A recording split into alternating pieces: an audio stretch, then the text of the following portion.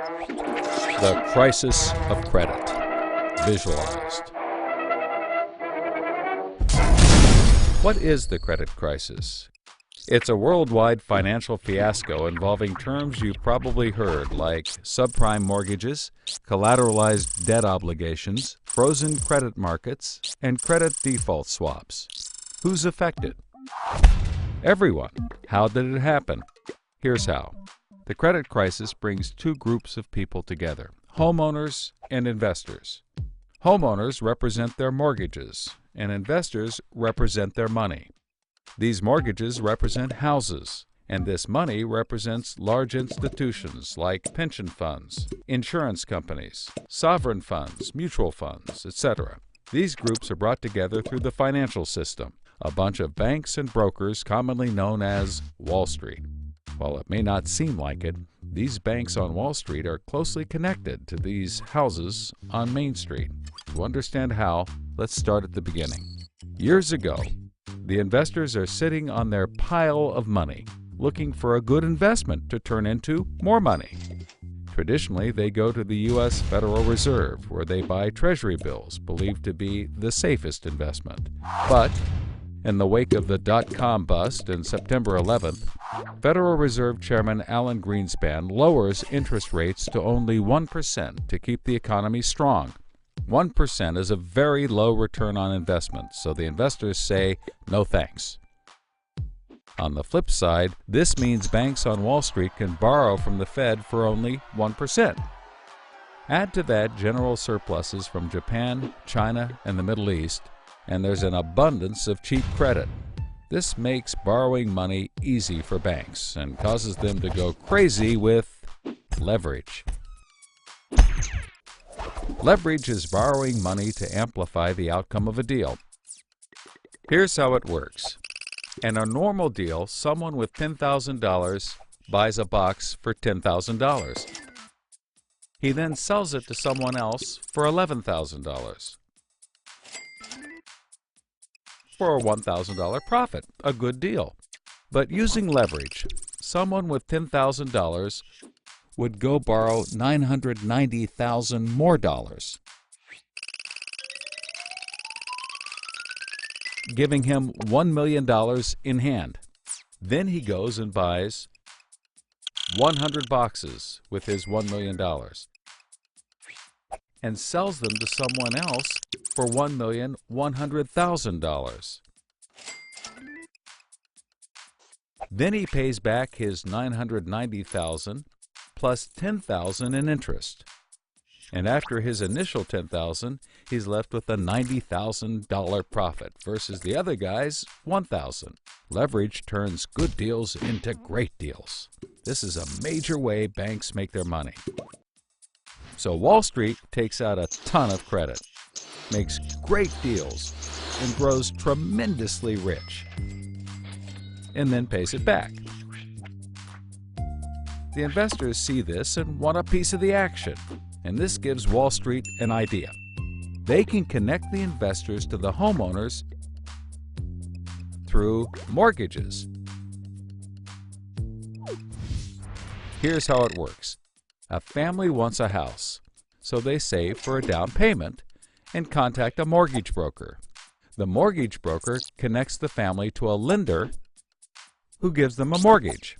The broker makes a nice commission. The family buys a house and becomes homeowners. This is great for them because housing prices have been rising practically forever. Everything works out nicely. One day, the lender gets a call from an investment banker who wants to buy the mortgage. The lender sells it to him for a very nice fee. The investment banker then borrows millions of dollars and buys thousands more mortgages and puts them into a nice little box. This means that every month he gets the payments from the homeowners of all the mortgages in the box. Then he sicks his banker wizards on it to work their financial magic, which is basically cutting it into 3 slices: safe, okay, and risky. They pack the slices back up in the box and call it a collateralized debt obligation, or CDO. A CDO works like 3 cascading trays. As money comes in, the top tray fills first, then spills over into the middle, and whatever is left into the bottom. The money comes from homeowners paying off their mortgages. If some owners don't pay and default on their mortgage, less money comes in and the bottom tray may not get filled. This makes the bottom tray riskier and the top tray safer. To compensate for the higher risk, the bottom tray receives a higher rate of return, while the top receives a lower, but still nice return.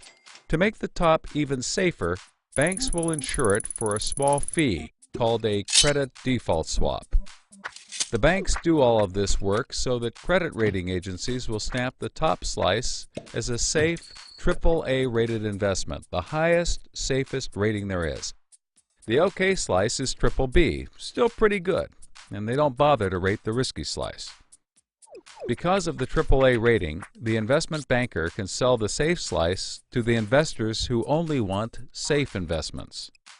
He sells the OK slice to other bankers, and the risky slices to hedge funds and other risk takers. The investment banker makes millions. He then repays his loans. Finally, the investors have found a good investment for their money, much better than the 1% Treasury bills. They're so pleased they want more CDO slices. So the investment banker calls up the lender, wanting more mortgages. The lender calls up the broker for more homeowners, but the broker can't find anyone. Everyone that qualifies for a mortgage already has one, but they have an idea.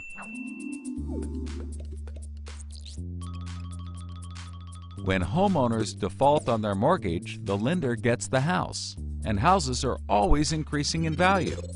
Since they're covered if the homeowners default, lenders can start adding risk to new mortgages, not requiring down payments, no proof of income, no documents at all. And that's exactly what they did. So instead of lending to responsible homeowners, called prime mortgages, they started to get some that were, well, less responsible. These are subprime mortgages. This is the turning point. So, just like always, the mortgage broker connects the family with a lender and a mortgage, making his commission. The family buys a big house. The lender sells the mortgage to the investment banker, who turns it into a CDO and sells slices to the investors and others. This actually works out nicely for everyone and makes them all rich.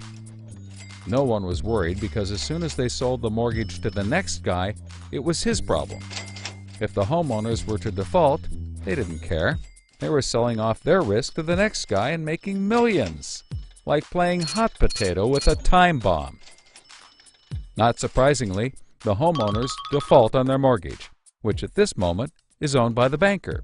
This means he forecloses and one of his monthly payments turns into a house. No big deal. He puts it up for sale. But more and more of his monthly payments turn into houses. Now there are so many houses for sale on the market, creating more supply than there is demand, and housing prices aren't rising anymore. In fact, they plummet. This creates an interesting problem for homeowners still paying their mortgages. As all the houses in their neighborhood go up for sale, the value of their house goes down, and they start to wonder why they're paying back their $300,000 mortgage when the house is now worth only $90,000. They decide that it doesn't make sense to continue paying, even though they can afford to, and they walk away from their house. Default rates sweep the country, and prices plummet. Now the investment banker is basically holding a box full of worthless houses. He calls up his buddy the investor to sell his CDO, but the investor isn't stupid and says, no thanks. He knows that the stream of money isn't even a dribble anymore. The banker tries to sell to everyone, but nobody wants to buy his bomb. He's freaking out because he borrowed millions, sometimes billions of dollars to buy this bomb, and he can't pay it back. Whatever he tries, he can't get rid of it. But he's not the only one. The investors have already bought thousands of these bombs. The lender calls up trying to sell his mortgage, but the banker won't buy it, and the broker is out of work.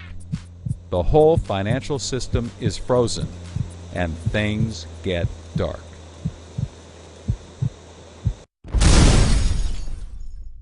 Everybody starts going bankrupt. But that's not all. The investor calls up the homeowner and tells him that his investments are worthless. And you can begin to see how the crisis flows in a cycle. Welcome to the crisis of credit.